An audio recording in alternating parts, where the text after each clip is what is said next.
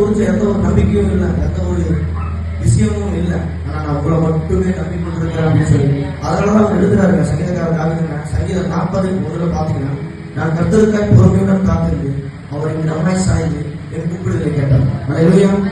அப்ப நம்மளோட வாழ்க்கையை நம்ம பார்க்கணும். போன வருஷம் நம்ம நிறைய விஷயத்தை யோசிச்சு நிறைய விஷயத்தை இது பண்ணி அவரோட கேட்டு ட்ரையர் பண்ணிட்டு இருக்கோம். அந்த நேரத்தில் நம்ம பார்த்தோம்னா சில விஷயங்களுக்கு பதில் வராத நேரம் அப்படின்னு சொல்லியிருக்கு. அந்த நேரத்தில் நம்ம என்ன பண்ணுவோம்னா, என்னாண்டவரை நீங்க பதிலே தர மாட்டேங்கிறீங்க, உங்களுக்கு எது பிடிச்சிருக்குதோ அது மட்டும் தான் நீங்க பதில் தரீங்க, நான் எதை கேட்டாலும் நீங்க எனக்கு தரதில்லை, இது எப்படி நான் சொல்றது நீங்க நல்லவரும் சரி அப்படின்னு சொல்லி நம்ம சொல்றாங்க. ஆனா அந்த நேரத்துல பார்த்தோம்னா தாவீதுன்னா அவ்வளவுதாங்க, அந்த நேரத்தில் அழகா மென்ஷன் பண்ணப்பட்டிருக்கீங்க, நான் கர்த்தரை பொறுமையுடன் காத்திருக்கேன் அப்படின்னு பார்த்தீங்கன்னா அவர் எதிர்பார்க்க முடியாதுங்க. எல்லா படைகள் பின்னாடி நிறைய பேர் புறத்து போகும் பார்த்தீங்கன்னா அழகா காத்திருக்கிறாரு. பொறுமை அப்படின்னு சொல்லி அந்த விஷயத்தை அழகா மென்ஷன் பண்ணுவாங்க.